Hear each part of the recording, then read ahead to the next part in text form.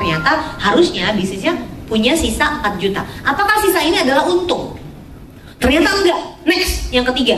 Yuk kita lihat. Ternyata yang ketiga menunjukkan laporan laba rugi dari bisnisnya dia. Masuknya berapa? Masuknya adalah si tokonya dia menghasilkan 3750.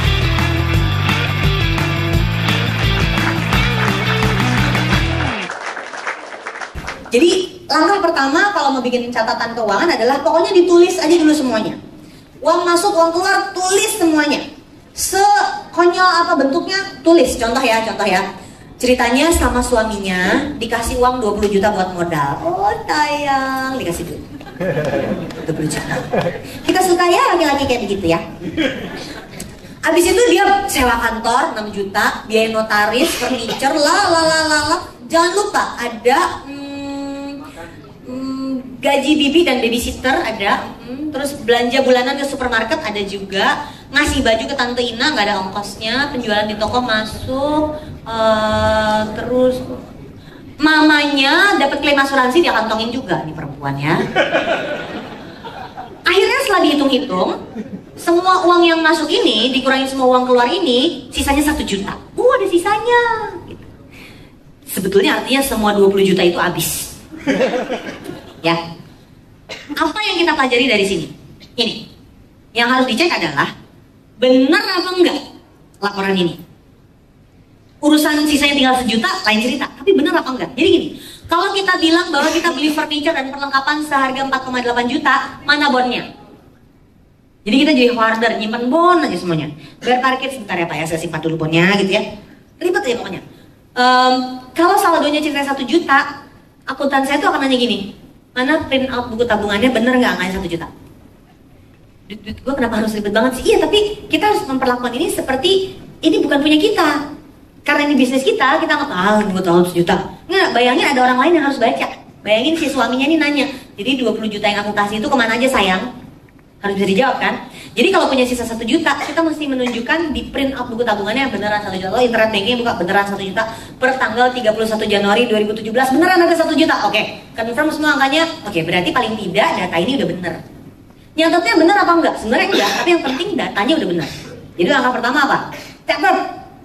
Udah kumpulin. Nangis deh. Oh segini banget pengeluaran aku, tapi ini adalah kenyataannya. Oke, langkah yang kedua. Kita pisahin yuk sekarang. Yang pribadi berapa, yang usaha berapa. Yuk kita pisahin. Jadi pencatatan pribadinya adalah gaji suaminya 15 juta, terus bayar uang sekolah, belanja bulanan, rekreasi, cicilan mobil, pengeluarannya 19 juta. Berarti ternyata dia minus 4 juta bulan itu. Jelek gitu ya. Oke. Kalau bisnisnya gimana? Kalau bisnisnya tadi berapa sisanya? 1 juta ya. Ternyata setelah dihitung, saldo akhir usahanya tuh nggak 1 juta. Ternyata saldo akhir usahanya adalah 4 juta. Oh, berarti selama ini sama dia inilah yang dimakan sama sini. Oh, berarti pengeluaran pribadinya tuh ngerongrong si bisnisnya dia ya. Berarti apakah untungnya dia 4 juta? Nah, ternyata nggak juga. Oke. Coba, dari sini apa yang bisa kita pelajari? Dari sini yang bisa kita pelajari adalah bagaimana memisahkan pencatatan antara pribadi sama usahanya. Oke, paling nggak sekarang kita udah tahu ternyata harusnya bisnisnya punya sisa 4 juta. Apakah sisa ini adalah untung? Ternyata enggak. Next, yang ketiga. Yuk kita lihat. Ternyata yang ketiga menunjukkan laporan laba rugi dari bisnisnya dia. Masuknya berapa? Masuknya adalah si tokonya dia menghasilkan 3750. Bazar menghasilkan 3 juta, ada ongkos bazarnya dulu 750. Arisan 250, ada ongkos potong harga 130. Dia nitip barang konsinyasi di toko cantik menghasilkan 3 juta, pengeluaran 600, ongkos kirim dapatnya jadi 10. Terus ada pendapatannya dikurangi biaya produksi, jadi marginnya dia adalah 4.750. Sampai sini masih positif loh. Habis itu keluar lagi sewa kantor, biaya notaris, gaji pegawai, minus. Jadi tadi kalau kita ngikutin catatan yang pertama, ada sisanya kok, tapi itu ternyata bukan untung.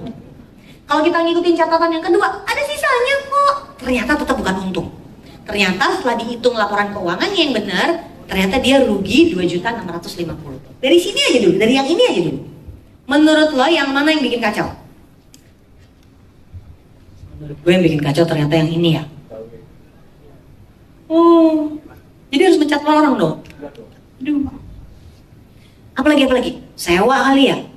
Ngapain lu bayar 1 juta orang lu minus? Apalagi ya? Banyak nih, notaris sebenarnya ini bisa dipecah setahun.